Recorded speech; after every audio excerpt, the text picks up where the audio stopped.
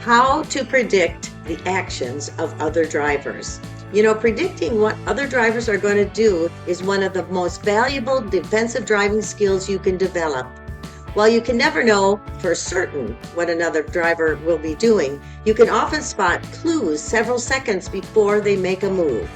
Welcome to Throwing Your Parents Under the Bus podcast. I'm Jane Ubel, and of course with me today is veteran crash investigator and driver safety expert Mike Pehl, who can teach us how to watch for signs that reveal the driver's intentions. How you doing today, Mike?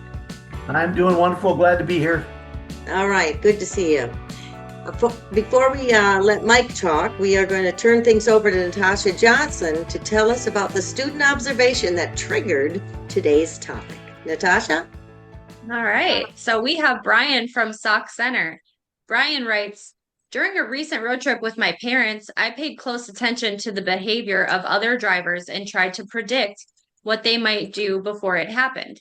This experience helped me better understand the importance of defensive driving and staying alert at all times. One example occurred when we were driving on the highway and noticed a vehicle weaving slightly within its lane and changing speeds often. My parents predicted the driver might be distracted or preparing to change lanes suddenly. Because of this, we increased our following distance and avoided driving directly behind the vehicle. A few moments later, the driver changed lanes without signaling, which confirmed why staying alert was important for our safety. Wow. That's Great. a good. Great observation. Very good, Brian. There's so many things that we can see, just like what was pointed out when you're driving down the freeway. The last thing we want to do is hurry up and get close to that person or try and pass them because they're all over. And if you are going to go and pass them, you got to just make sure you're ready to take the shoulder if it's blacktop or paved or concrete, or like on a freeway, you do have a little bit of a shoulder there because they might come over and push you. They don't see you, obviously, and they are distracted. There's so many distractions on the road. Just keep this in mind, people and kids. Semis got TVs in their trucks. And when you're going from California to New York and you're going to spend 2 days in your truck, do you think every one of them shuts that TV off? How do you stay awake for 12 hours when you're by yourself? And it's not just truckers. I mean, I've seen truckers do it. It's just everybody, there's a distraction going on around you at all times. All the more we need to become better defensive drivers. But here's some tips on some things that you can watch. For instance, if a car you're following or coming at you is not in the center of their lane, meaning their lane position, especially coming at you, and they're closer to that center line, those people are not paying attention to their driving, or they've been taught to drive wrong because they're hugging that center line. Remember, head-on collisions are our number one killer. Okay? 99% of the people that die in head-on collisions need 2 feet or less to survive that crash. Doesn't mean the crash isn't going to happen. So when we crash 2 foot off center like this, that kills people. But by moving over to the shoulder 2 feet, maybe, it becomes that glancing blow. And that's why we teach to the right, to the right, to the right. Okay. So the lane position when you're following, like Brian pointed out, and then more importantly, the lane position coming at you. When you're in parking lots and you're driving down your lanes, you can know what people are going to do by their car.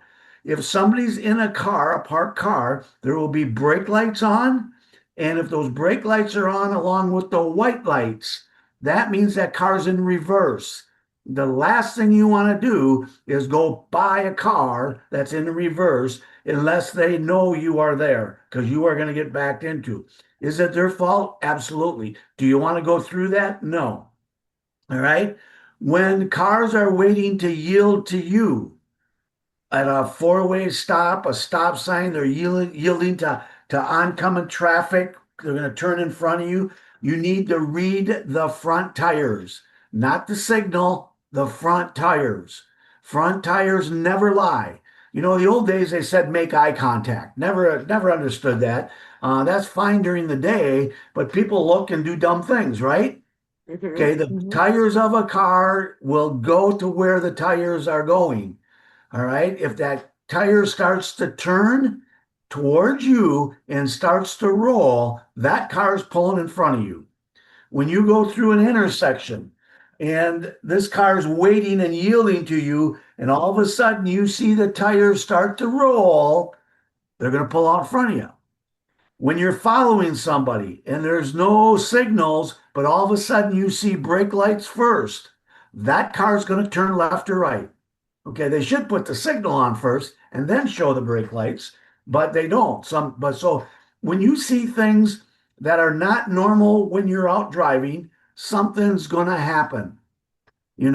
So we can avoid so many accidents. You can keep yourself out of them by those just little tips like that. The white lights, so the wheels coming at you. We talked about the center line, and remember, students and parents, car and truck steering wheels, the steering wheel, if you had an arrow at the top of it, should be pointed down the middle of your lane.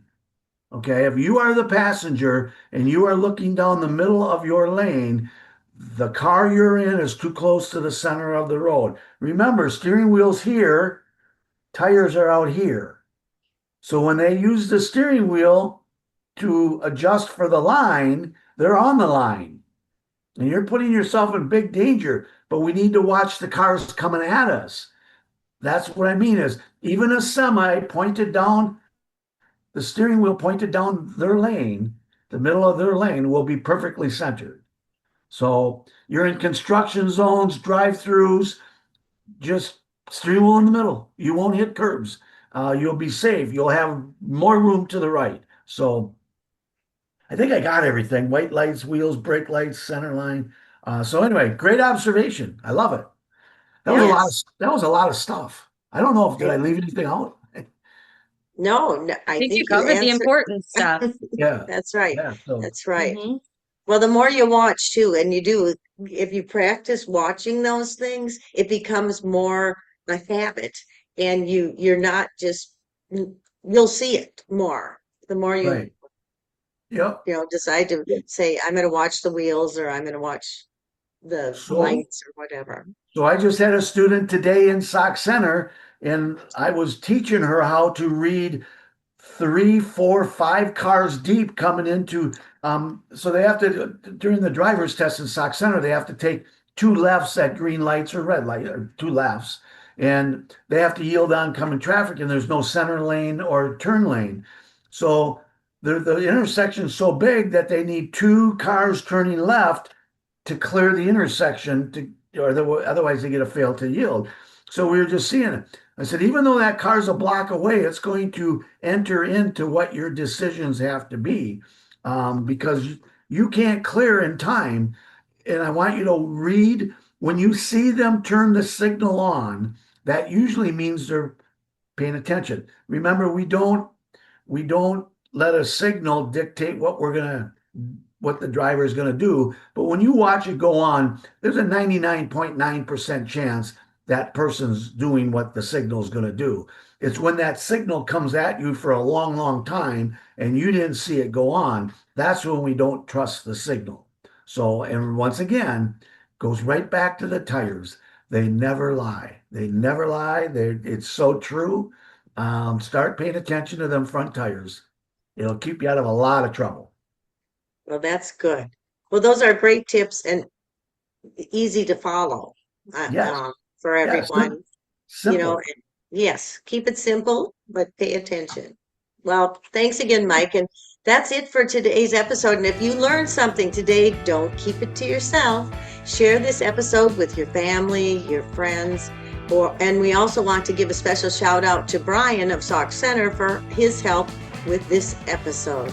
Now you can catch every episode and lots of driving tips on YouTube at DriveSafeRideSafe DriveSafeRideSafe 1, the number, not the name, and hit subscribe. It's free and you'll be the first to know when the next episode drops. Got a question or a story or a topic you want to tackle, please email us at DriveSafeRideSafe@gmail.com. We actually read them, and your message might just spark our next episode. I'm Jane Ubel, and this has been Throwing Your Parents Under the Bus podcast. And I want you to remember to Drive safe. Ride safe. .com. Bye, everyone. Bye.